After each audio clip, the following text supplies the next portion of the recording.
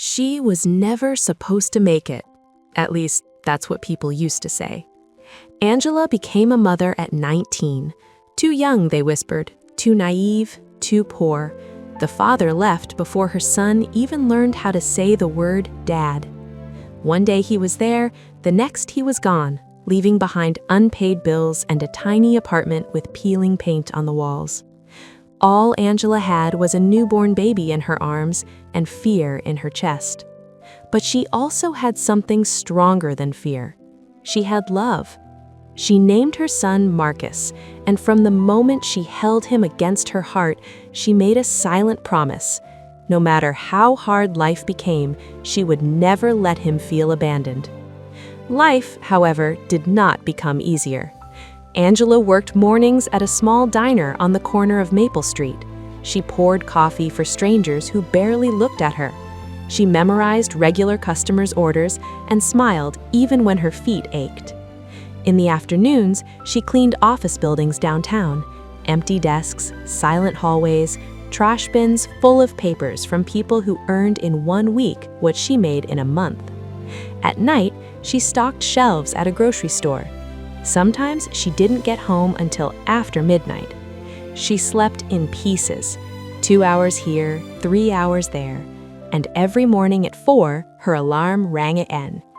There were days when her body felt like it would collapse, days when she ate nothing but crackers so Marcus could have a full meal, days when the electricity bill sat unopened on the table because she already knew she couldn't pay it on time. But every single night, no matter how exhausted she was, she would sit beside Marcus's small bed. She would brush his hair gently away from his forehead and whisper, "Mama's got you. I will never give up on you." Marcus grew up watching his mother move like a quiet storm, always in motion, always carrying more than anyone could see. They didn't have much. Birthdays were simple, sometimes just a homemade cake and one small gift from the discount aisle. Christmas mornings were quiet.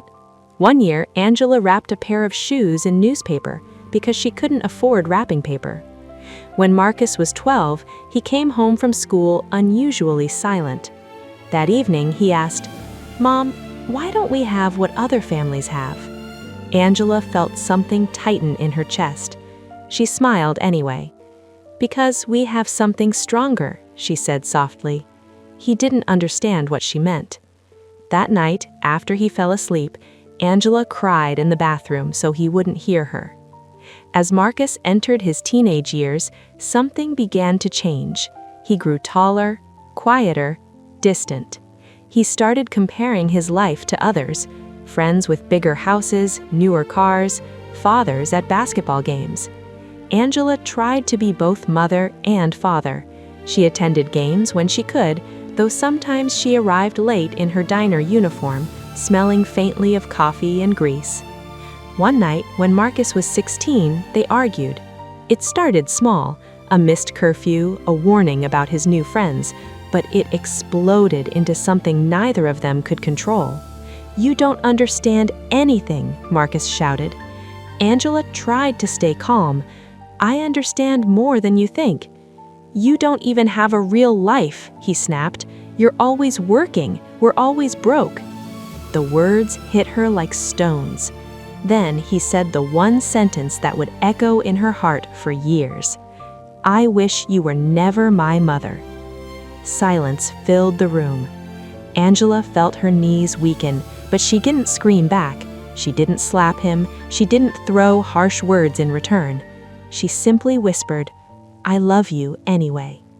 Marcus stormed into his room and slammed the door. That night, Angela sat alone at the kitchen table. The clock ticked loudly in the quiet apartment. She allowed herself to break, to cry, to feel the full weight of everything she had carried alone. But every single night, no matter how exhausted she was, she would get up at 4 a.m. Because love doesn't clock out. 2 years later, Marcus left home. No long goodbye, no emotional hug, just a suitcase and a door closing harder than it needed to be. Angela stood in the hallway long after he was gone. She kept his room exactly the same, the same faded posters on the wall, the same small desk by the window. Days turned into months, months into years. Birthdays passed without phone calls. Holidays came and went with an empty chair at the table. Neighbors would sometimes ask, "Do you hear from your son?" Angela would smile gently. "He's busy building his life." At night, she would kneel by her bed and pray, "Protect him, even if he never comes back. Keep him safe, even if he forgets about me." Time softened her hair with silver strands. It added fine lines around her eyes. Her body grew slower, but her heart remained open. 20 years passed. Angela was 59 when someone knocked on her door one quiet afternoon. She almost didn't answer. She wasn't expecting anyone. When she opened it, a tall man stood there in a tailored suit. His eyes were red, like he had been crying. For a moment, she didn't recognize him. Then he said, "Mom." Her breath caught. It was Marcus, older, stronger, different, but unmistakably her son. Neither of them moved at first. Then he stepped forward and wrapped his arms around her, and for the first time in decades, Angela felt the weight of her child against her chest. "I'm sorry," he whispered. They sat at the small kitchen table where so many silent tears had once fallen. Marcus told her everything, how he had been angry at the world, angry at being poor, angry at not having what others had. He blamed her because she was the closest target. "You didn't see what you were sacrificing. You didn't understand what you were carrying alone," he said. He explained how he had worked hard, how he had put himself through school, how he had become a successful attorney. And every step of the way, he said, his voice breaking, "I remember you waking up before the sun. I remember you coming home exhausted but still smiling." He reached into his briefcase and pulled out a folder. Inside was a deed. He said, "I bought you a house, not a mansion, but somewhere peaceful, somewhere you can finally rest." Angela stared at the papers, but they blurred through her tears.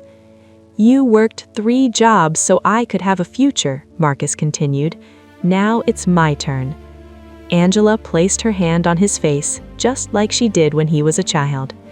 "A mother's love doesn't keep score," she said softly. In that moment, the years of silence melted away. All those early mornings, all those empty holidays, all those whispered prayers, none of it had been wasted. Sometimes seeds grow long after we stop watching the soil. If you are a mother who feels unseen, if you are tired, if you wonder whether your sacrifices matter, remember this: love leaves fingerprints on the future, even when you cannot see them yet. And sometimes, when you least expect it, there will be a knock at the door, and everything will make sense.